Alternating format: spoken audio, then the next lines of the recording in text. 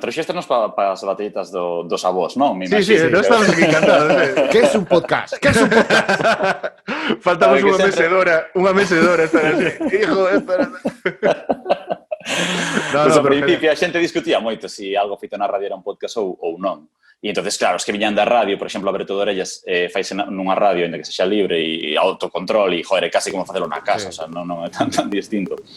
Pero sí que é un programa super veterano e é de música e eu creo que é como o gran referente, joder. Quer decir que se algún dos ouvintes de MBA Mal quere estar ao tanto da música galega que se fai actualmente, é o mellor programa con diferencia. Fai unha labor de estar pendiente, bueno, cando había conciertos de, joder, que era, ao final sí que era... Sí. Estaba sempre pendiente, joder, sí. Un grande.